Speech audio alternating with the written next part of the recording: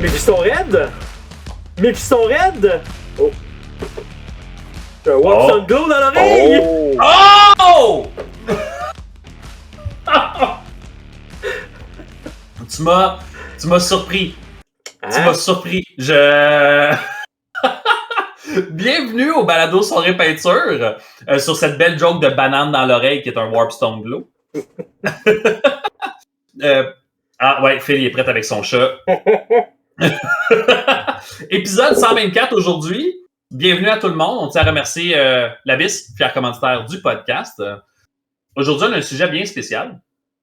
Au moment où on enregistre, on vient de terminer, ça fait pas super longtemps, notre événement d'Halloween. Fait qu'on s'est dit, pourquoi pas vous en jaser?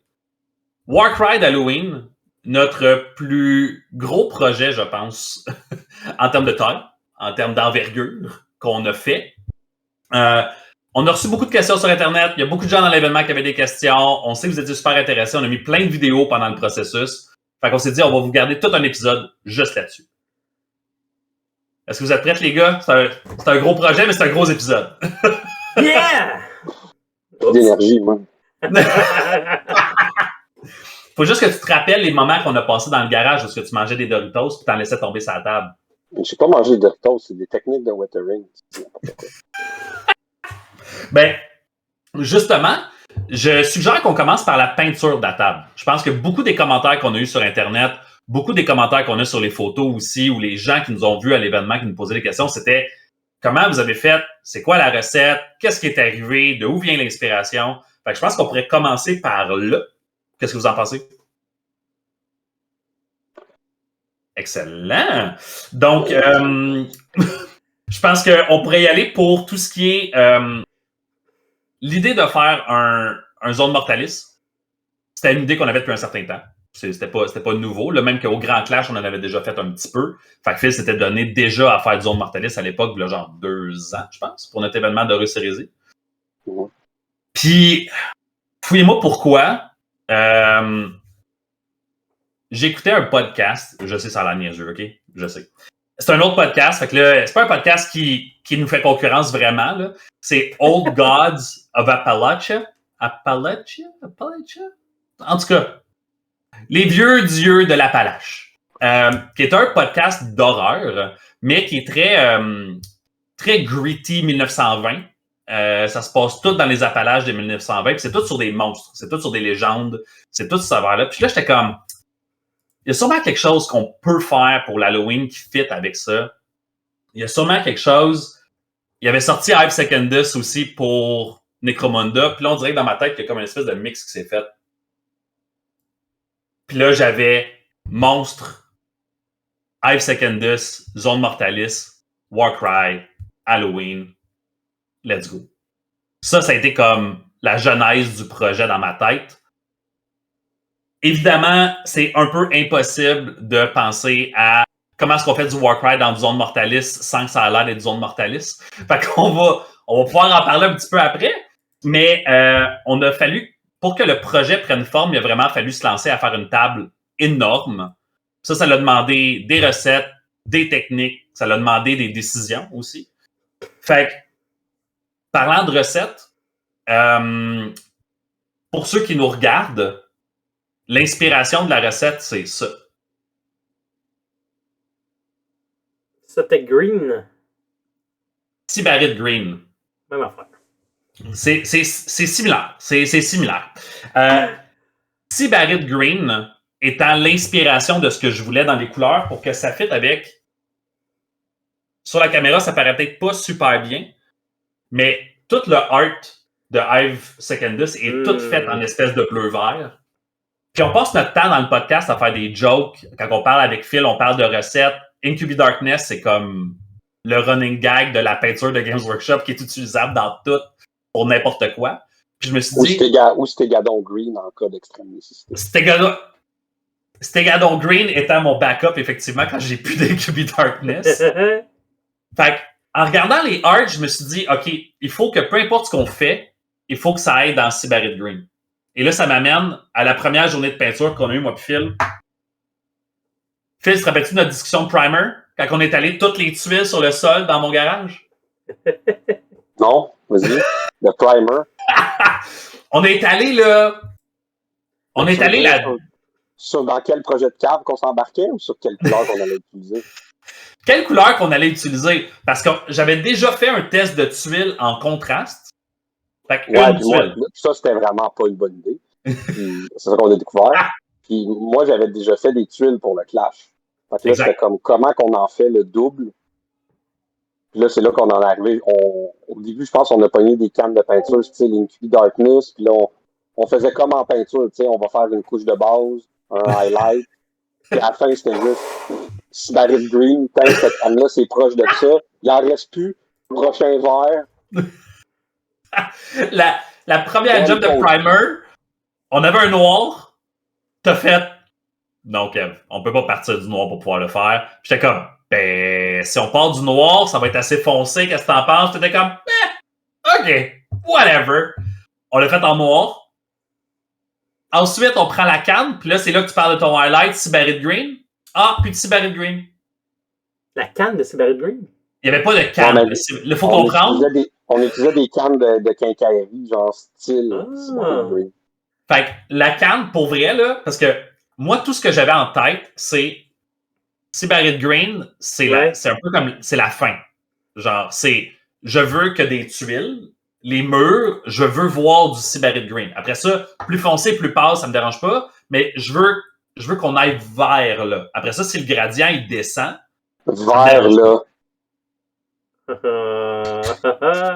T'as-tu le nom de la canne que vous avez utilisé? Ah, faudrait que j'aille dans le garage à fouiller. Kevin. Ouais, faudrait que j'aille fouiller. Mais si vous trouvez une canne, qui est une canne de quincaillerie, là, genre acheter au Walmart, là. Tu vas dans n'importe quelle quincaillerie, tu vas dans la section des cacanes, Rust-Oleum, tu choisis ce qu'il y a là-dedans. Satin, chalk, gloss, on s'entorche. Ah ouais? Ça change rien? Ouais, aucune différence. Wow. On l'a même pas regardé. Parce que nous, dans ce qu'on fait après ça, c'est pour des décors, on pourra en parler un peu, mais tu as vu qu'on met de l'huile, du weathering, plein d'affaires, sur le vernis à la fin. Ah. Fait on a pris le Sybarit Green. Quand tu fais avec tes crocs dessus. Ouais, c'est ça. C'est ça. On a fait le Sybarit Green, on l'a fini. On en a fait une autre qui était déjà entamée, on l'a fini aussi. Puis là, on était rendu pas mal à la moitié de la table. Puis là, je t'ai fait genre, ben Phil, c'est parce que ça marchera pas. Il va falloir en acheter un autre. T'étais comme, non, ça va être correct. T'as parti une canne qui était une genre de Sotic Green. Puis là, on les a mis à côté de l'autre, on était comme, mais c'est pas fou. Le vaisseau, donc, à ce moment-là, je savais déjà que ça allait être un vaisseau Séraphon. J'avais déjà mon narratif, j'avais déjà mon idée. Fait que je voulais qu'on reste dans des couleurs Sybarit Green, Sotic Green, mais de les avoir une à côté de l'autre, quand on a commencé à les mixer, j'étais comme, c'est vrai que c'est cool. C'est comme s'il y avait des sections du vaisseau, sections du Slant Starship qui n'étaient pas exactement de la même couleur. Fait que ça fitait. Puis là, Phil a commencé à nous sortir les techniques à la fil que j'appelle. On avait appelé ça les capsules. Comment est-ce qu'on avait appelé ça? Capsules truc de fil? Ouais, on va faire de même. Là, on va parler de l'envers du décor. Là. Oh. Les Crocs, c'était pas volontaire. Ben, mais la table était tellement... Non, la table est trop grosse, pas le temps C'est de ça. lever. La table était tellement grosse que pour pouvoir aller sprayer des affaires dessus, Phil avait comme pas le choix de marcher dessus. Le problème, c'est qu'on avait fait le Sybarit Green qui était pas encore sec. Puis moi, je séchais au séchoir en arrière pour que ça aille plus vite. T'sais. Il a pilé sur le Sybarit Green, mais il y en avait en dessous de ses crocs. Après ça, il est allé piler sur ça en Sotic Green. Puis là, quand il est sorti de la table, il a fait « OK, on a un problème. » J'ai regardé, puis il a fait « C'est pas un problème. Sors ta caméra. » Puis là, on a sorti le truc à la file. Je pense que c'était notre premier truc à la file. Les Crocs. Il y a comme quelque chose dans la tête à Phil qui a comme... Je sais pas. Il y a quelque chose qui est comme débloqué. Je pense pas que c'était un plan au départ. Mais on dirait que c'est comme laisser aller. Là, il est allé chercher... ça, je l'ai déjà dit, c'est que tu m'as pas vu assez souvent faire du décor. C'est souvent comme ça. Plus ça va, j'ai un plan qui, je pense, qu'il est dû laisser aller. Puis plus ça va, plus je vois la charge de travail, plus je m'en contre-top. Le laisser aller passe de 20% à 30, à 50, à 80. On était rendu à des couches, puis tout, à une couche de cacane, pilé avec des crocs dessus, et scraper avec un bout de scie que j'ai trouvé, puis verser de l'huile dessus. En tout cas, on arrivera dans les étapes, mais c'était tout. Mais je m'en allais justement à la scie. On est dans mon garage. Tu vois la scie à mon beau-père qui est accroché, qui est un peu rouillé. Tu fais check ça, Kev. Moi, je vais vous avouer, à ce moment-là, je suis un peu mort à l'intérieur. Moi, je comprends pas ce que ça va faire avec la scie pantoute, puis je suis genre, j'ai 100% confiance en Phil, OK? Moi, quand je travaille en équipe, je sais où ce que je m'en vais, puis je fais confiance aux gens de respecter ma vision. Après ça... Mais à ce moment-là, tu n'avais pas mal aucune idée de où est-ce qu'on s'en allait. Ben, je savais qu'à la fin, ça allait avoir l'air d'un sous-marin, quelque chose de souterrain bleu-vert. C'est ce que je savais que ça allait avoir l'air. Ouais, quand je dis sous-marin, c'est... mettons, tu regardes le film Titanic, puis tu regardes les images qu'ils prennent là, quand ils vont voir le vaisseau en dessous de l'eau. Il y a comme un mix de noir, bleu, vert qui est là-dedans. Ouais. Ça, c'est ce que je voulais pour l'intérieur. Ça, c'est parce que je savais que ce tableau allait servir pour du Hive Secondus. Fait que je savais que c'est là que je voulais, encore une fois, pour respecter un peu les images qui sont dedans, qui sont... C'est même quand tu regardes les pages, là. Ça paraît pas super bien à cause de l'éclairage, là, mais c'est tout du Kabbalite Green, Severite Green, Incubi Darkness. C'est juste ça, les couleurs qui sont dans le art, partout en bas du livre. C'est ça que j'avais comme vision. Mais tout le reste, j'ai aucune idée de ce qu'on fait. Phil se pointe avec la scie, schlac! Il raffine des affaires. Il m'a jamais demandé la permission. Il m'a jamais dit « Hey Kev, c'est ça que tu veux? Hey Kev, c'est une bonne idée? Hey Kev, qu'est-ce que tu penserais si? » Non.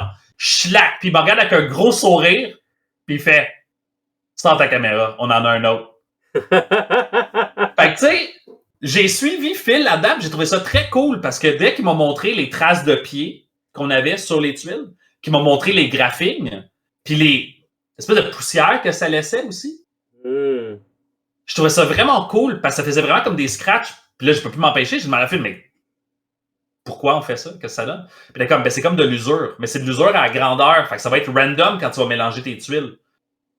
Il dit là, ça a l'air pas random. Mais quand tu vas tout mélanger tes tuiles au fur et à mesure, ça va avoir l'air random. Ça a été le même thinking avec les stripes. Quand on a mis les stripes, c'était la même affaire. Ouais, ça a été long.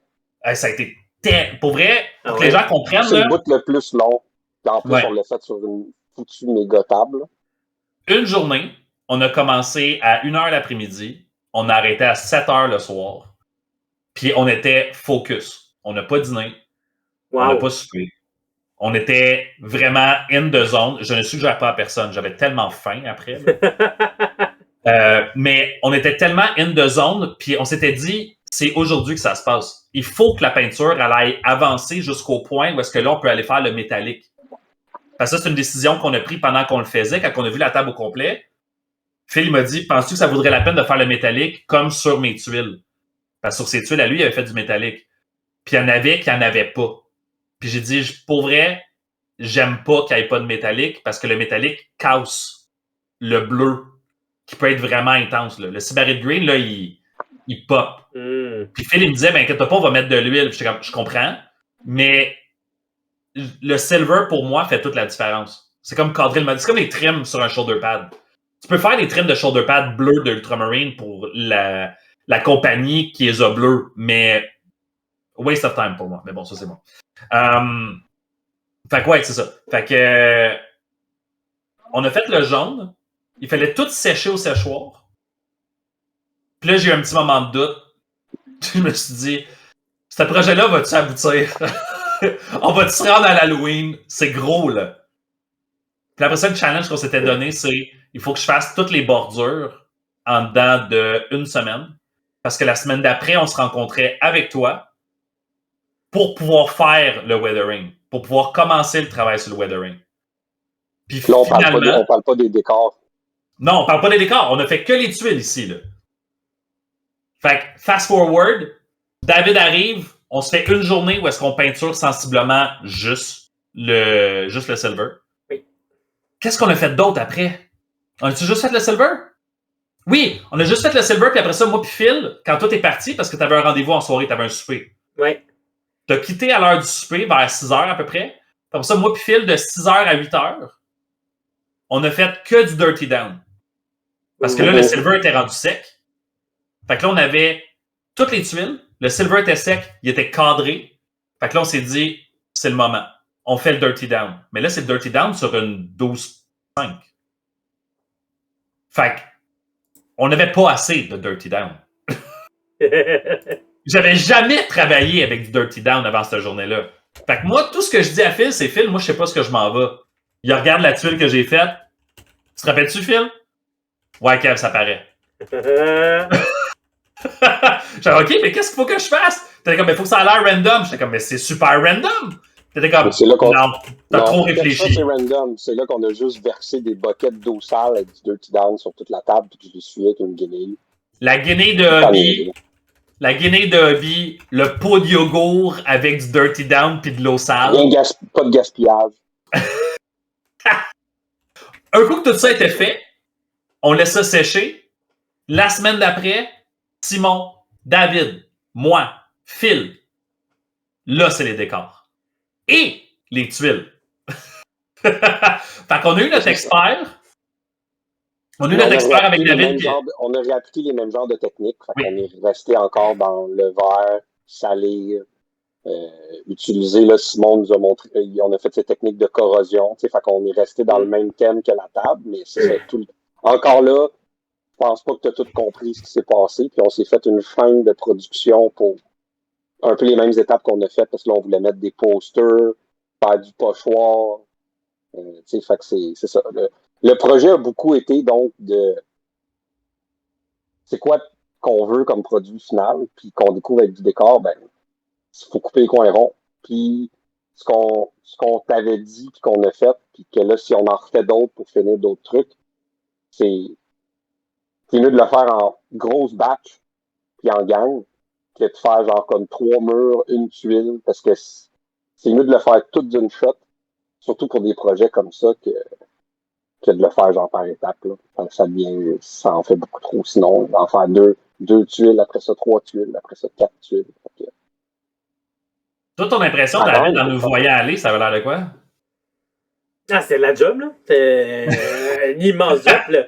Les fois où j'ai participé, j'ai vu ça. Là, comme juste faire les lignes de métal, ça a été une bonne partie de la journée à se concentrer là-dessus. Après, c'est le fun de le faire avec d'autres mondes. Là. Tout seul chez nous, peut-être le genre de projet que j'aurais laissé de côté au bout d'un moment. Ben, j'avais fait cette semaine-là, j'en avais déjà fait après le quart, à moi tout seul. Puis, avec la job et tout, j'étais comme, j'y arriverais pas. Fait que le matin, je m'étais levé à 6 heures pour continuer. Puis quand vous êtes arrivés, j'espérais avoir fini, mais heureusement, vous m'avez aidé, puis ça a vraiment fait une différence. Là. À moins que vous soyez sur un budget et que c'est un projet à très long terme, si vous voulez faire des pochoirs, achetez des pochoirs, parce que je les ai faites à la main, je me suis ouvert le doigt. C'était cool, mais... parce que des pochoirs de chiffres, ça peut valoir la peine. Ben, je pense que autant toi que moi, on a beaucoup appris dans ce projet-là sur des techniques de peinture. J'avais jamais utilisé d'huile. Toi, tu en avais déjà utilisé, mais sur ce scope-là, je pense que c'est une autre façon de pouvoir l'utiliser. C'est un autre effet que tu t'en vas chercher. On a vu les Doritos à fil faire leur apparition sur cette table-là. Fait que David pouvait faire une pour moi. Une pour toi. Une pour moi. Ouais. Une pour toi. Les pigments. C'est vrai, les pigments. On a fait un effet de pigment. Si je me trompe pas, on met plein de pigments. Puis là, c'est la poudre, là, les pigments. Avec du White Spirit. Puis là, c'est juste assez pour que ça fasse poudreux à la fin. Ça fasse une... Non, mais c'était comme un wash, dans le fond, qu'on faisait. Puis après ça, on enlevait l'excédent. Quand ça sèche, ça va laisser genre un effet poudreux, mais ça va avoir collé qui a été dans les cracks. Fait que c'était la méthode la plus simple pour aller vite. Là. Puis on avait fait la très grande majorité des décors de Zone Mortaliste à ce moment-là. On a tout scellé. Après ça, j'ai utilisé la technique d'éponge que Phil et Simon m'ont montré, que j'avais jamais utilisé avant. Fait que là, j'ai tout fait les highlights et c'est là que j'ai vu mon Sybarit Green. Quand on parlait de lâcher prise tantôt, là, moi, tout le long, je sais dans ma tête où est-ce que je veux aller, mais j'ai aucune idée comment je vais me rendre. Fait qu'à chaque fois qu'on me suggérait des idées, qu'on me suggérait des façons de faire, je savais pas. Fait que je pouvais juste dire oui, tant aussi longtemps qu'on sera à ça. C'est tout ce que j'étais capable de pouvoir dire. Parce que c'est mon seul élément de référence. Fait que j'aurais tendance à dire aux gens, si vous vous lancez dans un projet comme ça, puis que vous avez une image de fin, entourez-vous de gens qui ont les outils pour respecter votre image de fin puis de vous y amener. Puis je me rappelle qu'à la fin, quand on a mis la dernière étape, je vous ai dit, les gars, c'est trop foncé pour moi. Ou c'est trop orange, par exemple, pour David qui va très bien se rappeler de... Kev, moi, je pense que ça pourrait être plus rouillé que ça. Ça pourrait être plus orange. Fait, mais à ce moment-là, quand j'ai dit c'est trop foncé pour moi, vous m'avez dit, pas de problème, tu pourras faire tes highlights pour pouvoir le ramener en Cyber Dream. J'étais comme, excellent, ça me rassure, c'est bon. Parce que c'est sûr que ça me faisait un peu d'anxiété à ce moment-là, parce que j'étais comme, c'est tellement foncé que c'est pas pantoute que ce que j'avais dans ma tête. Comment est-ce que je peux l'amener ailleurs? Fait que ça l'a fait du bien de voir qu'il y avait une façon, malgré tout ce qu'on faisait que j'avais jamais fait avant, qu'il y avait une façon que je pouvais ramener ça. Bon, j'avais prévu le faire au dry brush, mais la technique de l'éponge, j'ai trouvé ça vraiment cool de pouvoir l'apprendre, puis je vais pouvoir le réutiliser maintenant parce que ça aide, puis ça fait vraiment une différence sur de la texture. J'ai trouvé ça vraiment très, très cool. Puis on verra dans le futur parce qu'il nous reste encore des décors à finir, puis la next time qu'on décidera de retourner là-dedans, mais c'est ça. La morale de l'histoire, c'est le faire en grosse batch. Moi, c'est ça que je vous disais pour n'importe quel projet de décor, puis whatever, ça sera quoi le prochain. C'est toujours mieux d'avoir, comme tu dis, une vision, de trouver un processus, puis là, c'est sûr que si on est comme là, capable de le faire en gang à coup de journée, ben c'est beaucoup plus facile que... Tu sais, moi, je l'avais beaucoup appris avec le Clash, quand on avait fait après ça la forteresse un peu, quand on avait voulu faire le half-tap il y a longtemps. Là, encore plus, quand on a fait rappelle-toi, toutes les îles flottantes pour le futur qu'on avait fait au Masterclass l'année passée. Ouais. C'est ça, c'est des batchs de projets parce que, exemple, là, il nous restera à faire quelques trucs de sang puis finir des décors. Ou comme l'autre fois, quand on a fait les îles, il me restait à mettre la neige. Mais on avait plus de plan pour le faire une journée. Je l'ai toujours pas fait. Parce que des gros projets comme ça, c'est dur. Tu peux pas juste faire ça par petits bouts. C'est pas motivant. Fait que, parce que t'as pas l'impression d'avancer. C'est ça. Fait qu'on verra. De toute façon, là, on a à chaque fois qu'on fait des affaires de même, on a de plus en plus une grosse base. Fait que c'est juste plus motivant pour refaire un projet la prochaine fois dans le même thème. Puis là, de builder dessus. Puis si on a déjà des décors, la prochaine fois, on aurait juste à refaire des décors. On réarrange un peu les tuiles. On finit les décors que tu avais commencé. Puis on est déjà reparti. T'sais. Puis là, ça peut être avec une autre couleur pour des murs, mais tu sais, c'est le concept. On a déjà notre recette un peu là, de fait. Là. Ben oui. C'est ça. Peut-être le dernier truc, c'est pour en parler après, mais juste de dire qu'après ça, la dernière étape, c'est toi, tu t'es réamusé avec tout le fluo. Pour que quand on ferme les lumières, on puisse voir justement des lumières et des trucs. On a eu tout le débat sur les faire, parce qu'on n'avait plus le temps de les faire au pinceau, au airbrush, mais finalement, on a vu, les gens peuvent le voir dans les photos, autant au pinceau qu'au airbrush, les deux, ça a donné des bons résultats, puis la variété, pour la prochaine fois, pour en faire au airbrush si on a le temps, ça donnait vraiment un effet différent, mais les lumières faites au pinceau, ça donnait plus un effet clean quand on fermait les lumières, de lumière, c'est comme pas brisé, pas diffus, mais c'était vraiment cool. Mais c'était encore... C'est ça, à un moment donné, il faut que tu coupes des étapes parce que, mettons, toi, ton étape de flow est importante, mais si tu vas avoir le temps de la faire, ben, c'était ça, à un moment donné, quelque part dans le processus. Dans le project management, tu sais, c'était la façon que je le voyais dans ma tête, c'était de dire c'est un Christy de gros projet, puis jamais qu'on va pouvoir tout le faire ensemble. C'est pas possible, on a toute une vie, on a toutes des affaires à faire. Fait que, puis ben moi, pendant l'été, pendant ce projet-là, ben j'ai appris que ma blonde était enceinte. Fait que c'est devenu un motivateur de dire ben ceci sera probablement mon dernier gros projet avant très longtemps. Fait que asti que je vais me lancer puis je vais y aller jusqu'au bout. Je vais pas accepter de couper les coins ronds à moins que ça m'amène au résultat final pareil. Fait que j'essayais de trouver une façon que toutes nos journées qu'on était ensemble, c'était les journées de batch. Puis tous les détails ou les highlights ou les effets supplémentaires, les choses que je pouvais gérer personnellement, je pouvais les faire entre. Fait que tous les downtime de nos projets de groupe, je pouvais les traiter pour faire les autres étapes que je peux gérer tout seul. Fait qu'à tous les jours, 1 heure, 2 heures. C'est correct maintenant aussi parce que s'il y a des trucs qu'on voudrait juste rajouter pour le rendre meilleur pour le next time, c'est toutes des affaires qu'on peut faire séparer. Moi, exemple, que je peux repogner des trucs. On a quand même été jusqu'au bout, fait qu'on a notre recette. Mais je pense que ça paraissait aussi parce que d'habitude, t'es quand même plus vocal. Puis t'es plus... Là, t'étais vraiment en mode, là, genre comme, guys, je sais pas ce qui se passe, mais je vous fais confiance. Oui. Quand on te faisait mettre de la corrosion, Simon te faisait te mettre de la corrosion, ou que moi je pilais ses tuiles en mettant de la cacane à la grandeur, puis toi t'étais là, on fait tout du primer. Ben non, primer, base coat, highlight, puis une canne. Là, 2 qui down. Non, on vide ça. Ouais. Je pense que ça a quand même été cathartique pour toi, puis ça te laissait aller des trucs. Puis moi, encore une fois, ça m'a encore plus montré que des décors. Si on est capable d'avoir un résultat base coat wash, c'est parfait parce que au final, comme ça c'est toi qui le dis souvent, surtout quand on prend des photos avec JF, qu'on veut des effets. Tu veux pas que le décor il vole ta figurine. Fait que qui vole la vedette à ta figurine. Fait que surtout que là, on fermait des lumières, puis c'était un effet qu'on voulait. C'est plus oppressant d'avoir un genre de tout que d'essayer d'aller chercher plein de détails. T'sais. Puis on a quand même été chercher des détails. Il y a des posters. On savait pas les posters à cause de ce qu'on mettait. Ils flashent dans le noir. Tu sais, il est arrivé plein d'affaires. Ben oui, parce que ça m'amène à l'autre point d'après. Là, on va parler de l'événement en tant que tel. Ça, c'était toute la partie de préparation.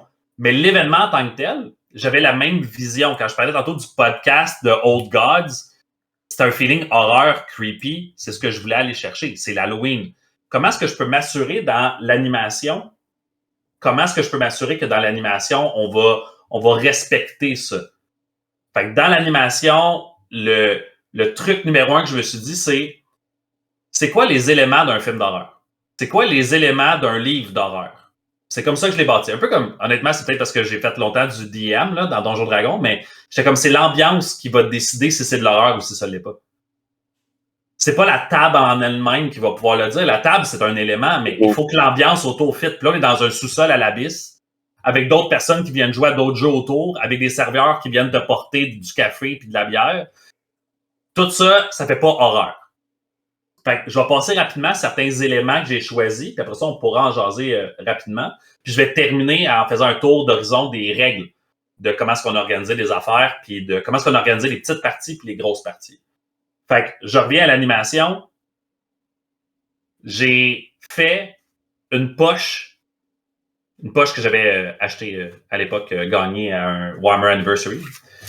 J'ai fait des rouleaux de parchemin. Comme ça. Je vais vous en montrer un qui n'est pas déballé, là, pour que ça vous donne une idée. Ça, ma blonde puis moi, on a passé toute une soirée / un bout de nuit puis un matin très tôt à prendre des feuilles sur lesquelles j'ai imprimé quelque chose avec une calligraphie, je pense que c'est Creepy Horror ou quelque chose de genre sur Word. Là. J'ai choisi une grosseur de lettres qui fitait. Puis ce que j'ai fait, c'est je les ai imprimés avec un bon espace entre pour pouvoir donner des papiers où est-ce que tu pourrais le déballer comme ça. Poche de café. Fait que tu prends un filtre à café. Tu mets du café. Moi, j'ai choisi de noisette parce que je voulais que ça sonne, je voulais que ça sente bon pendant que la personne lit quelque chose de creepy dégueulasse. Fait que je me suis dit, quoi de mieux que de prendre un de tes sens puis de l'amener à quelque part, puis de prendre ton autre sens puis de l'amener complètement à l'opposé. C'est encore un bel exemple quand vous pensez que Kevin ne pense pas à ce qu'il fait. Et là, coche de plus. Pourquoi un parchemin? Ben, premièrement, parce que ça fit dans l'univers de Warcry. Tu reçois une missive, ça a du sens. Oui, j'ai utilisé le mot missive. Oui, je sais, c'est toutes les années de David nous éduque. C'est ça que ça fait. Bravo. Et là, les gens avaient tendance à dire, j'ai checké plein de vidéos tutoriels. Les gens avaient tendance à dire sur Internet, tu prends un petit lighter puis tu brûles les côtés. Pourquoi les gens brûleraient le côté d'un lighter? Le côté d'un parchemin? Mis à part d'un accident. Ça n'a pas de sens. Pourquoi est-ce que tous les parchemins seraient brûlés ses côtés? Ça n'a pas de sens. Non, il est vieilli. Fait que là, je me suis mis à chercher en ligne comment vieillir du papier. Et ce que j'ai découvert, c'est si tu les mets dans de l'eau avec une poche de café, tu l'imbibes dedans, tu le mets sur une tôle à four, tu le drenches, genre tu l'imbibes avec la poche de café que tu effoires dessus. Puis une fois de temps en temps, il y a des grains de café qui vont sortir parce que le filtre, il se déconcrisse. Je veux dire, il se défait. C'est pas grave. On voit un missive déconcrisse. Et ce que ça fait, tu le mets dans le four, et ce que ça fait, c'est toutes les taches que vous voyez là. Ah, ouais. Toutes les taches plus foncées là, qui sont en bas ici. Là. Ça, c'est des taches, ça, c'est des grains de café qui ont cuit. Puis tout le reste, c'est le côté imbibé inégal du café. Puis comme ça l'a cuit dans le four, ça l'a séché. Et ça a commencé à wrinkler. Fait que là, j'avais juste besoin de le rouler. Ma blonde, elle a pris des petites ficelles, elle les a mis ensemble. C'était beau. Ricardo, il t'a fait mettre ça à quoi? 3,50? 3,50. 3,50, ça prend 10 minutes. Mais là, le problème, c'est qu'on allait avoir une vingtaine et plus de joueurs. Fait il y en a... T'es prêt pour le prochain Halloween? T'en as-tu fait plus qu'il y avait de joueurs? J'en ai fait pour qu'on puisse en donner jusqu'à 6 par joueur. Oh, wow, OK. Là-dedans, là, il y en a très peu qui sont dupliqués, OK? J'ai écrit 5 à 6, j'ai écrit 12 lignes d'horreur qui appellent à chacun des sens pour que ça soit impossible. Parce que là, on se ramène à l'objectif, que ça soit creepy. On venait le porter dans la poche, comme ça. Puis là, on arrivait à un joueur au hasard, puis là, on lui disait tiens, ça c'est un message que tu as reçu, tu peux le lire, mais tu peux pas le dire à personne. La personne, elle joue devant 3 autres personnes. Nos tables étaient des tables de 4. La personne reçoit ça, elle le déballe, puis elle le lit, puis elle fait une face. Les 3 autres personnes font what the fuck. Ouais. Puis là, c'est un des organisateurs, ce que vous dites, moi, Phil ou David, qui venait porter ça aux tables. On rajoute un élément de stress. Ça, dans l'horreur, c'est super important. S'il n'y a pas de stress, il n'y a pas de sentiment de survie. Puis dans Warhammer, les gens ont tendance à vouloir gérer leur stress en mettant des règlements, en mettant du match play, en sachant d'avance ce qui va se passer. On se montre nos listes. Tout ça, c'est une façon de gérer le stress. Moi, je voulais enlever ça. Je veux que tu sois stressé. mais là, y avait-tu un effet? Le texte, c'est-tu juste de la saveur ou il y a un effet dans la game ou qu'est-ce que ça fait? Il n'y avait pas d'effet dans la game. Oh, rien en tout. Ce n'est qu'un misdirection. Puis ça, c'est un autre élément de l'horreur. L'horreur, c'est il y a quelque chose qui va se passer puis tu t'y attends pas. OK. Fait que là, je te fais lire un message. Puis le message, mettons, je peux peut-être vous en pogner un là, qui traîne à quelque part. OK. Tu vois à travers une craque dans le mur une paire de yeux animaux. Presque. Insectoïdes. Luisant dans la noirceur. Tu clignes des yeux, elle n'est plus là. Ça dit rien, mais ça dit tout. Fait que là, la personne est sur le stress, elle se dit, OK, qu'est-ce qui va se pointer? Là, je viens de recevoir un indice. Puis là, ce que j'ai fait, c'est que je suis retourné vous voir, puis j'ai dit, OK, on en redonne un autre, mais à quelqu'un d'autre à la table. Fait que là, on en redonnait un autre au hasard, à quelqu'un d'autre à la table. Fait que là, chaque table se retrouvait avec des petits moments de stress. Fait que là, on était rendu à 2 personnes sur 4 qui avaient reçu une missive, probablement pas la même, qui n'avaient pas le droit de se parler. Et je le sais que les gens ont tendance à pas respecter les règlements. Fait que je le sais qu'il y en a qui vont vouloir se le dire. Soit parce qu'ils sont amis, soit parce qu'ils vont se dire, ben là, c'est pas fair, là, il faut que les gens le savent, tu sais. C'est volontaire que ça n'ait pas d'effet dans le jeu. Ça change rien que tu le dises à quelqu'un. Mais, que ça change, c'est que l'autre personne, elle a probablement pas la même affaire que toi. Fait que là, on build le stress. Parce que là, vous avez toutes les deux des informations contraires. C'était ça l'objectif. Fait qu'on a donné ça, on a fermé les lumières. Le but, c'était de faire glower sur les tables toutes les peintures. Fait qu'on avait GF puis nous qui se promenaient avec des blacklights pour pouvoir passer sur les tables, pour pouvoir faire sortir. Puis il y a un effet que j'avais jamais prévu. J'aurais jamais pensé à ça. Ah. Les gens se sont mis à continuer à jouer avec leur téléphone puis la light torch, la lumière de leur téléphone. Ça donnait un effet tellement creepy sur les tables que ça m'a donné une idée pour un autre événement. Mais bon, ça, c'est une autre affaire.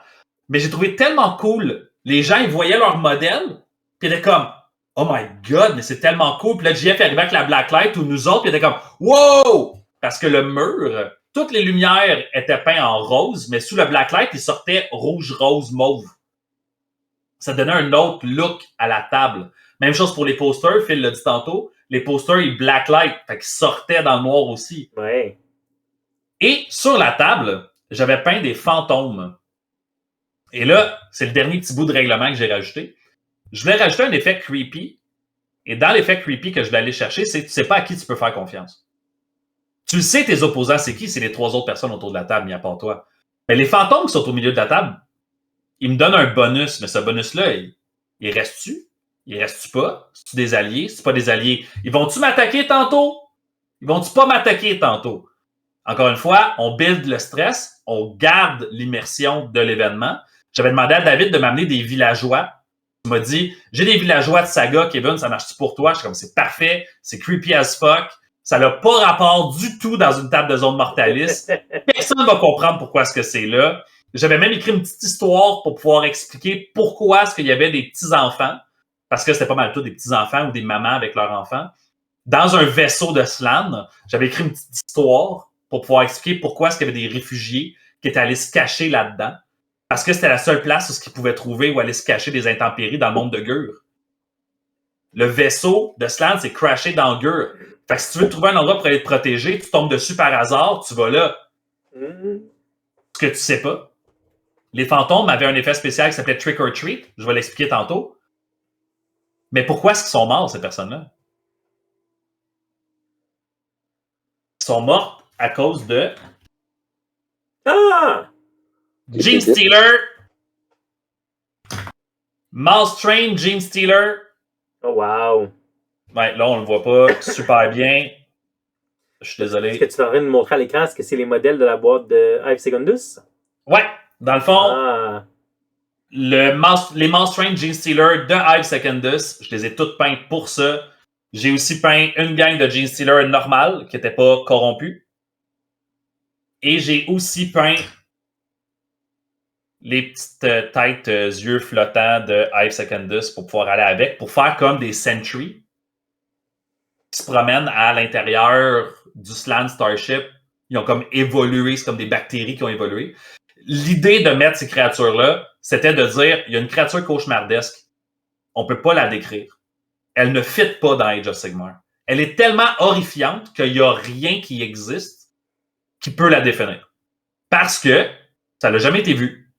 J'ai essayé de me mettre dans la tête de, mettons, je suis un explorateur, puis je m'en vais rencontrer le Wendigo pour la première fois. Comment est-ce que je pourrais décrire un Wendigo? J'ai jamais rien vu d'un Wendigo. Fait que je prends des choses qui existent d'ailleurs. De là venaient mes descriptions sur les papiers. C'était insectes, racines, des yeux qui flashent dans le noir. C'est toutes des choses qui sont observables qu'on peut relier avec autre chose. Puis, j'ai peint leurs yeux en fluo pour qu'ils puissent glower dans le noir. J'ai fait sur les bases de la salive, de la corrosion, en glow in the dark aussi, pour que quand le blacklight passe dessus, que ça apparaît.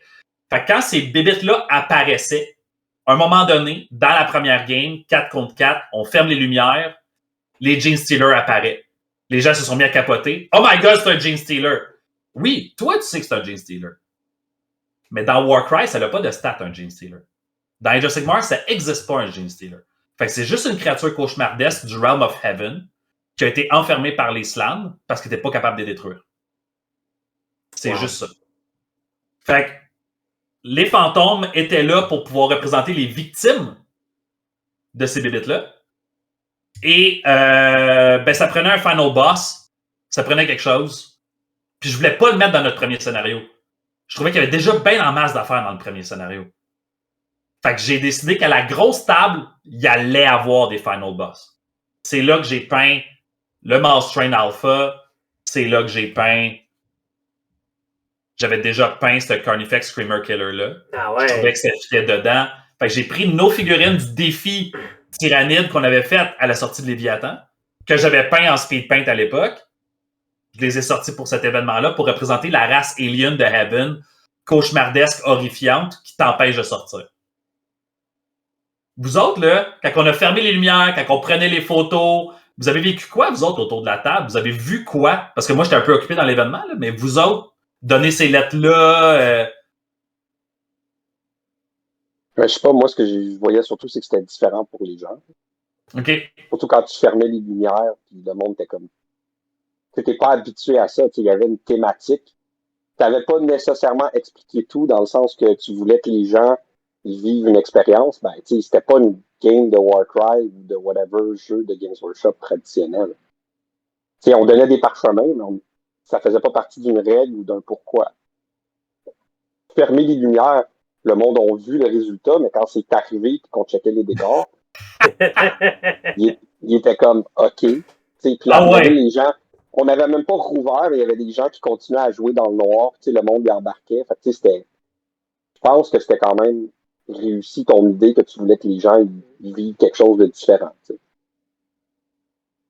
Ouais, on avait même une soundtrack qui jouait en arrière dans l'abysse, dans le sous-sol, qui était une creepy music, dans le but de créer cette espèce d'ambiance-là, mais par moment, le bruit était tellement fort qu'on n'entendait même pas la musique. Fait que bon, pas grave, là. C'était le fun de voir les gens y embarquaient puis ils avaient l'air vraiment investis. Ouais. Je pense que ça les a vraiment accrochés. Moi, je pense que les gens avaient compris dans quoi, parce qu'il y a beaucoup de gens qui étaient là qui avaient déjà venu dans d'autres de nos trucs de Warcraft, fait qu'ils savaient dans quoi ils s'embarquaient. C'était comme, ils venaient jouer pour le fun. On verra ce qui arrive. On avait quelques nouvelles aussi, non? On avait 21 personnes, puis si ma mémoire est bonne, j'ai calculé, on avait 16 nouvelles. Pas pire. Des gens qui avaient joué 0 ou une game. On a même un joueur qui était venu avec un de ses chums, qui nous a demandé d'emprunter une de nos warbands pour pouvoir jouer. Parce que il a observé la première game, il a regardé ses chums jouer, puis il a fait, ça a l'air vraiment cool. Fait que dans le deuxième scénario sur la méga table, là, j'aimerais ça jouer. Ah, wow! Ouais.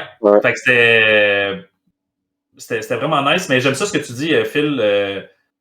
C'est vrai que quand on a fermé les lumières, les gens ont comme pas trop compris qu'est-ce qui se passait. C'est correct, c'était ça l'objectif. Mais dès qu'on est arrivé avec les blacklights, là, je me rappelle, David, t'avais une blacklight à la main. Phil, t'avais une blacklight à la main. Puis il y avait JF qui se promenait avec son appareil photo, puis avec son gros blacklight, avec son spot. Mais là, ce que ça faisait, c'est que dès que vous arriviez au-dessus des tables, il y avait comme une vague. Les personnes qui jouaient plus proches de où est-ce que vous étiez, ils ont vécu l'effet en premier. Les gens à la fin, au fond de la salle, ils ont vécu l'effet après. Fait que le temps que vous vous pointiez avec les blacklights, il y a eu un oh! Parce que les gens ont comme réalisé ce qui se passait devant eux autres. Fait que moi, c'est comme ça que je l'ai senti. J'étais occupé à faire autre chose. J'étais en train de prendre mes Gene Stealer que j'avais enfermés là-dedans. Quand je parle de petits détails. J'ai acheté ça juste pour l'événement. Bon, un peu pour les Timbits. Mais c'est parce que ça glow in the dark. Oh, wow. C'est opaque quand ça glow in the dark. Fait que je pouvais mettre les Gene Stealer dedans. Ça paraît pas. Fait que quand je vais fermer les lumières, puis quand je m'en viens aux tables, il y a personne qui sait qu'est-ce qu'il y a là-dedans. Tant aussi longtemps que je l'ai pas sorti puis je l'ai pas mis sur la table. Puis là, j'essayais de me timer avec vous puis vos blacklights pour que quand vous arriviez, que vous passiez au-dessus du Gene Stealer, pour qu'on voit les yeux qui glow in the dark en plus des lumières au moment où je le mettais sur la table. Fait que c'est la première fois qu'on le renaît. Fait que tu sais, des affaires que je corrigerais sur notre rythme. Puis en même temps, moi, je savais pas comment vous le vendre ou comment vous l'expliquer plus. On avait caché aux gens qu'on allait fermer les lumières, qu'il y allait avoir un glow in the dark. Vous le saviez, parce que quand que je peignais, j'arrêtais pas de vous envoyer des messages pour dire « OK, les gars, c'est-tu beau, ça? Tu laisses ça? » Je capote, mais je suis pas sûr que c'est ça qu'on veut. Mais moi, je suis le genre de personne qui a besoin de runner quelque chose pour savoir comment le faire. J'ai une idée dans ma tête, je peux l'expliquer jusqu'à un certain point, mais on arrive à un point où est-ce que je manque de mots, puis que le mieux que je peux faire, c'est de le faire vivre. Puis cet événement-là est un bon exemple de je sais l'image que je veux à la fin, puis plus qu'on bâtit, que je peins les terrains, parce que là, j'ai peint du terrain de Warcry en masse. Je pense que j'ai fait le tour de presque toute ma réserve de décor de Warcry, ou presque pour cette table-là. J'ai peint plein d'affaires de Warcry pour rajouter au feel, pour pas que ce soit juste un zone mortalis. Mais à chaque fois que je peignais un morceau de décor, là, je me disais OK, mais pour vrai, ça va être ma mort, ce projet-là. Il y a tout le temps quelque chose d'autre à rajouter. Ça m'amène au dernier point, les règles. David, ça arrive souvent dans les David nous éduque que tu nous dis, des fois, il y a trop de règles. Oui.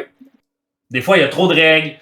Des fois, plus de règles pour faire du narratif, ça fait pas que c'est plus narratif. C'est juste plus cérébral.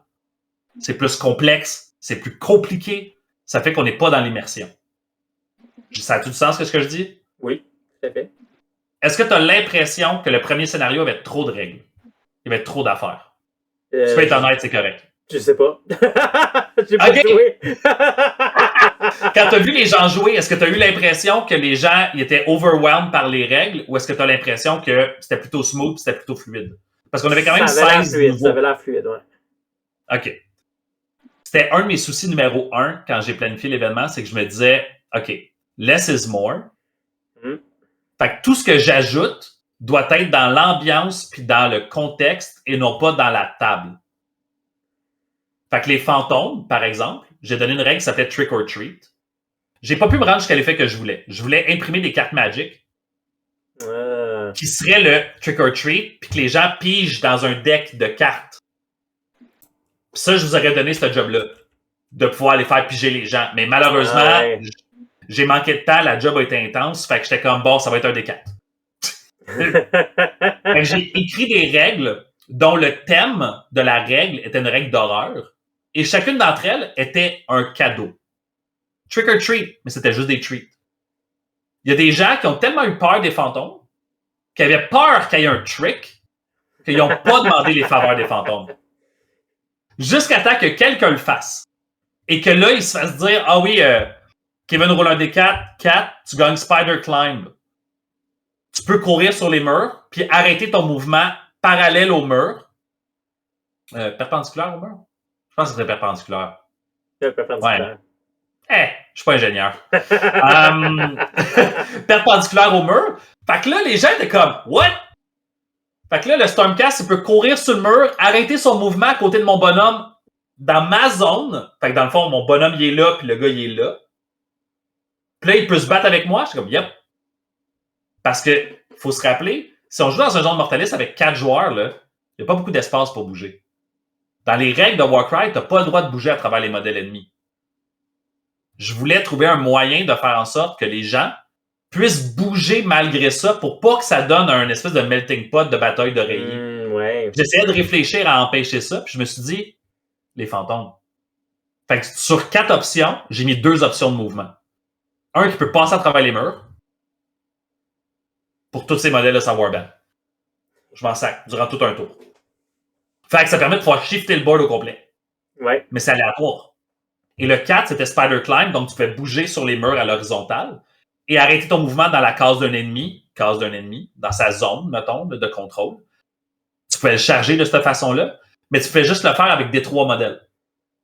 Fait que c'était pas toute ta Warband au complet, mais là, ça a donné plein de beaux moments de Stormcast qui court ses murs comme dans la Matrice, des Blood Crusher qui courent sur les murs comme dans la Matrice. Un Blood Crusher, c'est une grosse cavalerie quand même. Hein? Un Varangur qui court ses murs, tu t'en rappelles. Ben, c'était un petit peu ça que ça a donné comme feeling. Fait que j'ai trouvé ça vraiment cool. Mais les gens avaient vraiment peur de demander une faveur aux fantômes. J'ai trouvé ça vraiment très, très drôle. Jusqu'à temps que les premiers, comme tu disais, qui ont un peu plus le sens de l'aventure, ils vont. Il y a des trucs cool. Ben, je vais y aller moi aussi. Oui. Puis là, c'est qu'il y a 3 tours. On avait fait un scénario à 3 tours. 3 tours, ça veut dire maximum un modèle par tour qui peut demander une faveur. Il y a 4 joueurs, 4 warbands. Ça se peut que tu ne voyes pas les 4 options. Fait que tu ne sais même pas, à la fin de la game, s'il n'y en a pas un là-dedans que c'est un trick. Je voulais vraiment que ça soit possible que les gens finissent la game et qu'ils fassent « Kev, y avait-tu une malédiction à quelque part là-dedans? » Fait que j'ai trouvé ça très cool de voir les gens embarquer. On a demandé à ce que les gens viennent full painted. Comme beaucoup de nos événements de cette envergure-là. C'était la même chose pour le Grand Clash. C'était pas dans le but d'être chiant, c'était pas dans le but d'être désagréable, mais j'ai tendance à dire que si je travaille aussi fort sur ces scénarios-là, sur ces tables-là, c'est parce que je veux que tu travailles aussi fort sur ta Warband. Je te demande pas de faire un Golden Demon. Je te demande de t'investir dans ta Warband. Puis c'est un peu notre philosophie de groupe en général, c'est qu'on se dit quand tu t'investis dans tes modèles, dans ta Warband, tu vas t'investir à avoir une bonne attitude la majorité du temps rendu sur la table. Parce que tu veux avoir une belle expérience. Puis si je te call out pour dire que tu as une attitude un peu merdique, ça se peut que tu réalises l'effet que tu as sur les autres parce que tu es investi dans ta game. Plus que si tu te pointes avec des modèles qui sont à moitié assemblés, avec de la gommette, primée ou pas. J'ai pas contrôlé les listes. J'ai demandé à personne de m'envoyer rien. Le déploiement était 4 contre 4, il y a 4 coins. C'était 4 tuiles, c'était une 2 par 2. Fait que tout le monde se déploie. Ça se peut que tu sois dans 3 pouces d'un gars au premier tour, c'est bien correct. C'est un carnage. Merci. That's it. Deuxième scénario, je vais faire vite parce que je sais que le podcast avance, mais la méga table, c'était la chose que les gens attendaient le plus. Je pense que c'est la première affaire qu'on nous a dit quand les gens sont arrivés, c'est « où la méga table? » C'est ça qu'on a peinturé aussi. Là. Moi, je pense que c'est ça, ça vaut la peine de parler un peu, là, encore une fois, de l'idée de comment qu'on gère des méga games comme ça, là, qu'on améliore un peu à chaque fois? Ben, j'ai réfléchi, mais je pouvais pas tester la méga table avec 20 personnes. On avait 25 personnes inscrites, on a 21 personnes qui sont venues. C'est impossible pour moi de tester 21 joueurs. Fait que j'essayais de simuler dans ma tête, mais j'ai appliqué ce qu'on a appris pendant le Grand Clash quand on a runné la grosse game. Less is more. Fait que j'ai enlevé des règles. Fait que tout ce qui était les habiletés de Warcry de double, de triple et de quadruple, il n'y en a plus. Les enhancements que tu peux mettre sur tes warbands, il n'y en a plus. Le bonus spécial de Wall, il n'y en a plus. Tu joues ta warband, c'est ça qu'elle est. La table, elle est méga huge. Il y a plein de décors. Vous êtes 21 personnes à jouer. On n'a pas le temps de lancer des initiatives.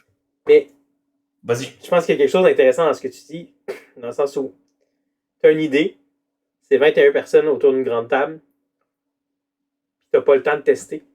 Puis la plupart du temps, quand tu vas parler à des groupes de joueurs, c'est super important je comprends pourquoi, là, mais de tester, de tout préparer, que tout soit 100% fiable. Mais ça fait qu'il y a plein de projets comme ça qui n'existeront jamais.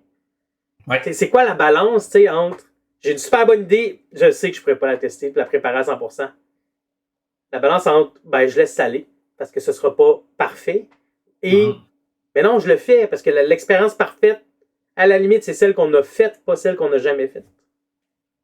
La phrase la plus importante que j'ai entendue en tant qu'éducateur, c'est « Vaut mieux un projet imparfait qui est fait qu'un projet parfait qui ne l'a jamais été. » Puis, ça définit plutôt bien ma façon de vivre, on va se dire. Mais tu as raison, David, j'ai testé le scénario en 2x2. J'ai pas pu tester avec 4 personnes parce que malheureusement, c'était pas possible.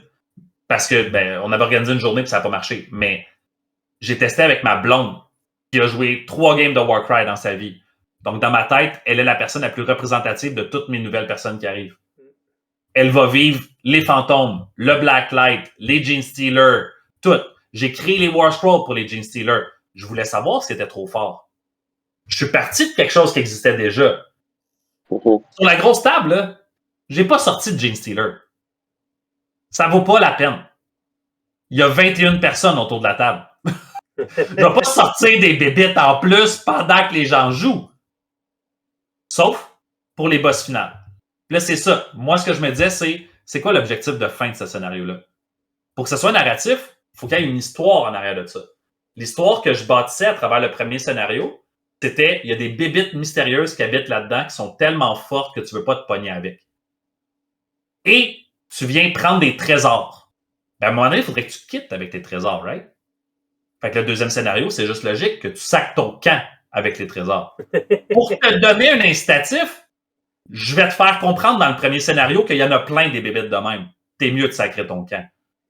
Fait que la façon dont j'avais prévu le scénario dans ma tête, c'était vraiment l'objectif de victoire, c'est pas de tuer personne.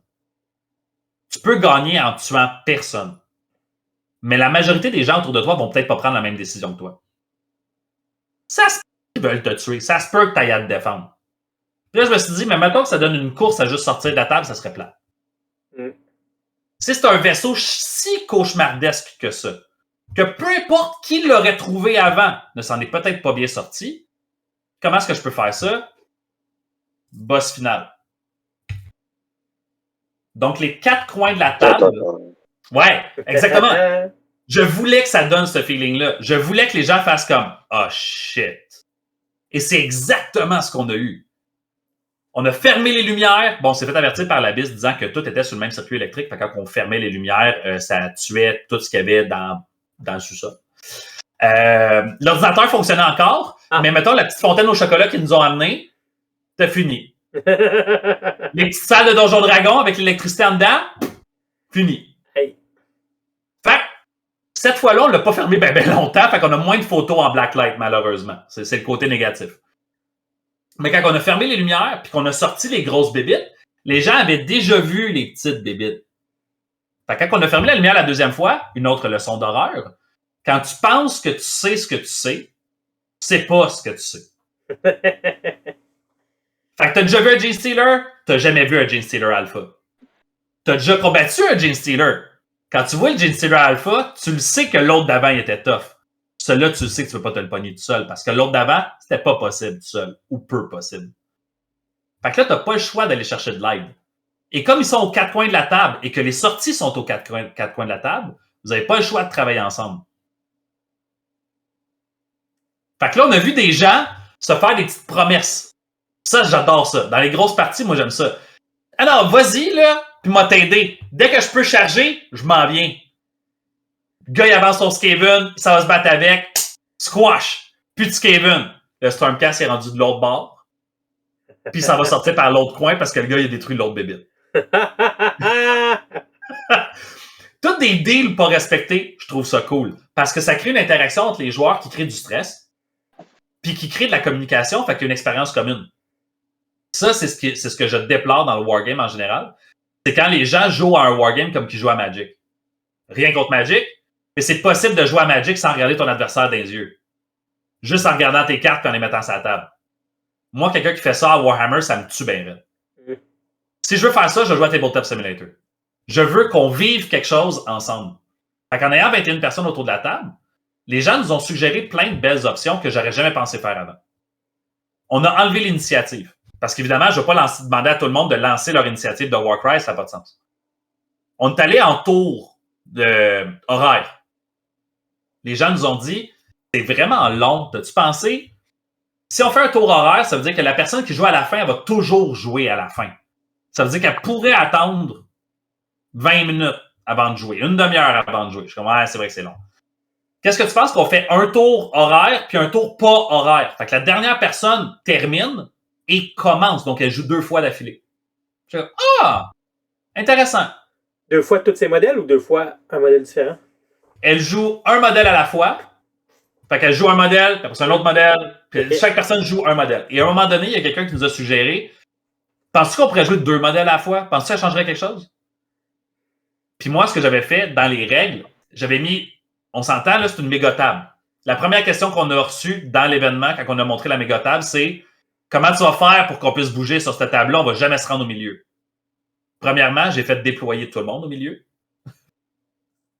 Et j'ai séparé avec des décors parce que c'est impossible de se rendre au milieu. Fait qu'on s'est déployé autour du milieu, à distance de bras, pour aller vers les coins. Donc, de plus en plus facile à bouger et à manœuvrer les modèles. C'est volontaire. Et j'ai rajouté une action de mouvement gratuite à toutes les warbands. Fait que tout le monde a le droit de bouger les modèles une fois plus souvent. Et j'ai ajouté une mécanique. Et ça, c'est la règle spéciale que j'ai ajoutée, que je me suis permis. C'est que les gens pouvaient utiliser les grilles du Zone Mortalis pour représenter des souterrains magiques que j'avais appelé Pathway of Heaven. Que les gens pouvaient littéralement prendre une grille, fait que physiquement sur la grille du Zone Mortalis, mettre leur modèle, rouler un dé, puis après ça, à la verticale des grilles ou à l'horizontale des grilles, parce que toutes les grilles de Zone Mortalis sont faites sur le même cadran, roule un dé. Le chiffre qui est là, c'est à cette grille-là qui sortent à l'horizontale ou à la verticale. Fait que ça leur permettait de pouvoir bouger des fois beaucoup plus que leur modèle bougerait normalement. Ouais. Mais ce qui leur permettait de pouvoir dire, c'est impossible pour moi de sortir là-bas, il y a trop de modèles, je vais aller là-bas. Ce qui n'aurait pas été possible dans des règles normales. Parce que la table est trop grosse. Puis je voulais pas que cette table-là qui est trop grosse devienne pas le fun. Je voulais que cette table-là soit trop grosse pour que ça soit épique, mais que l'expérience de jeu reste dynamique, le plus possible. Puis je pense qu'on a atteint un bon effet avec ça. Ça, je l'avais calculé vite, là. C'était un petit peu réfléchi dans ma tête, là. Je peux pas dire que je l'avais full testé, mais... Fait que, tout ça mis ensemble a fait en sorte, je pense, qu'avec les suggestions des joueurs, avec notre expérience de ce qu'on avait déjà fait, puis avec le thème qu'on se lançait, quand les gens ont tué la grosse bébite pour la première fois, là, il y a eu un gros cri de joie autour de la table. Les gens étaient heureux d'avoir détruit la bébite ensemble. Puis là, ce qui est intéressant, c'est que les joueurs, j'avais dit au départ, c'est possible que la table se retrouve à être séparée à un moment donné. Que les gens à gauche vont jouer out of order de la partie de droite, parce que ça n'aurait plus de sens d'attendre, parce que les gens qui sont rendus là-bas, leur modèle, ils vont jamais intervenir avec ceux qui sont là-bas, puis ainsi de suite. C'est exactement ce qui est arrivé. À un moment donné, les joueurs ont fait « Hey, ça serait-tu possible de juste jouer notre bord, puis qu'eux, ils jouent juste de leur bord? » Puis j'étais comme « Ben oui. » Puis, j'avais pas mis un nombre de tours, j'avais mis un nombre de temps. Ce que j'avais dit, c'est on a 1h20. Dans 1h20, les James Steelers sortent, vous êtes tous morts. Fait que ça veut dire... À 20 personnes autour de la table, 1h20, là. Ouais. Fait que ce que je voulais, c'était le stress, encore une fois, réfléchis, agis. T'as pas le temps de réfléchir pendant que c'est ton tour. Let's go. Mais t'as tout le temps des autres joueurs pour réfléchir sur ce que tu veux faire, par exemple. Fait que reste in the game, reste engagé, reste en communication avec les gens. T'as pas le choix. Les gens qui décrochaient, ça se voyait tout de suite puis ça le faisait dire par quelqu'un d'autre. Hey, donc, c'est de ça que ça se passe. Tes modèles sont là. Lui, il s'en vient. Tu vas l'attaquer, right? Ouais, OK, parfait. Les gens se parlaient. Pourtant, il n'y avait pas de team. Tout le monde était en contrôle. Ce que ça l'a donné, ça, j'avais pas prévu du tout. On a 2 gagnants. Oh. J'avais pas prévu vraiment de gagnant en tant que tel. Mais on m'a dit, ben, on gagne-tu genre 1 point par modèle sorti? On gagne-tu des points quand on tue du monde? J'étais comme, non, tu gagnes pas de points quand tu tues du monde. Parce que c'est pas ça l'objectif. Mais tuer du monde t'aide à accomplir l'objectif. Parce que si les gens ont moins de modèles à sortir, ils ont moins de points. Fait que là, j'ai fait excellent. Plus de modèles que tu sors, c'est celui qui sort le plus de modèles qui gagne. Ben, on a Thomas, qui est sorti d'un bar avec ses Stormcast, avec presque sa Warband complètement intacte. Bon, les gens autour ont dit qu'il a triché et qu'il a pris les défis faciles. Ses amis l'ont traité de gars peureux. Puis de l'autre côté, on a Léon, un nouveau joueur de Warcry, qui a joué, je pense que c'était sa 2e game de Warcry, peut-être, avec une Warband de Corvus Cabal, Warband de la première édition de Warcry, qui a peint juste pour l'événement. Premier événement, puis il gagne. Il n'y avait pas la Warband la plus forte, il n'y avait pas la Warband avec le plus d'expérience, vu qu'il n'avait pas beaucoup joué, mais il a trouvé une façon de pouvoir jouer autour du scénario en laissant les autres attaquer la grosse bébite, en allant se commit un peu, mais pas trop, en gardant des modèles en arrière pour pouvoir sortir quand tout le monde serait mort. Ce qui est très Corvus Cabal. Je trouve ça magnifique. Fait que, on a 2 joueurs qui se sont sortis gagnants. On a plein de monde qui ont eu bien du fun. Je pense que le thème a été respecté. Vous autres, après ce genre d'événement-là, c'était quoi votre thinking? Qu'est-ce que vous avez vu à la fin de cet événement-là? Qu'est-ce que ça vous a laissé comme impression? Ben, moi, je pense que tu viens de faire une belle conclusion. Ouais? Ouais. OK. On a fait le tour. Je pense que tu as résumé ce que le monde ont vécu, puis c'était quoi le but de ton événement. Là. OK. Ben, merci de m'avoir accompagné là-dedans, les gars. Vous m'avez beaucoup aidé à faire de ce projet-là un rêve. Puis je l'ai dit tantôt, c'est probablement mon dernier gros événement que je peux faire avant longtemps. Puis d'avoir fait cette peinture-là avec vous autres, d'avoir travaillé à assembler ces modèles-là avec vous autres, d'avoir travaillé cet événement-là à l'animer avec vous autres. Vous avez été des gros helpers, puis j'aurais jamais été capable de pouvoir faire ça si c'était pas de vous autres. Fait que, merci. Merci. Fait que prochain gros projet dans 19 ans, quand ça quitte la maison. Ben, arrêtez, j'aurais tendance à dire que, me connaissant, probablement que le prochain événement, ça risque d'être un événement pour les enfants qui veulent faire du Warhammer. Vu que mon focus va être dans la famille à ce moment-là. Peut-être qu'il va y avoir une soirée peinture famille. Je sais pas.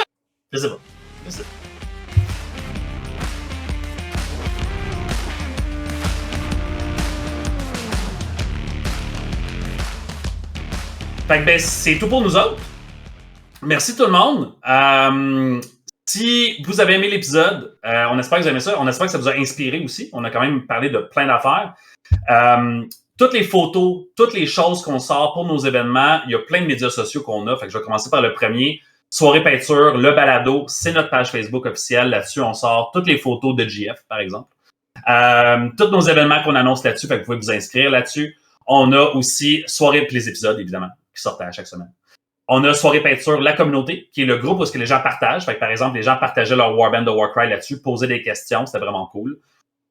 On a Soirée.peinture, qui est notre Instagram, parce que vous pouvez voir aussi plein de belles photos. Et on a Soirée Peinture, le YouTube, donc l'endroit où vous avez pu voir les beaux parchemins, par exemple. Peut-être que vous ne nous regardez pas en ce moment, si ça vous tente d'aller faire un tour sur la chaîne YouTube. On a littéralement un épisode, comme les épisodes qui sortent sur Spotify ou sur Balado Québec. Ça sort à chaque semaine sur le YouTube aussi. Et David avait lancé un défi la semaine dernière, je tiens à préciser, qui était de... C'était quoi? C'était-tu de deviner de quelle couleur de peau de peinture mon chandail est? Ouais, exactement. J'ai donné un indice au début de l'épisode. On dit rien. Et c'est ça. Puis si vous avez aimé l'épisode, ben gênez-vous pas. Mettez une critique, mettez des commentaires. On aime ça vous lire, on aime ça savoir. Peu importe les médias sociaux que vous utilisez, on s'en fout. On aime ça vous lire, on aime ça savoir qu'est-ce qui vous intéresse. Donc, partagez. Sur ça, il y a juste une chose à dire.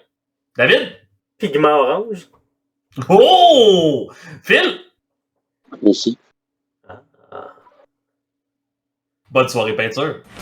Wouhou!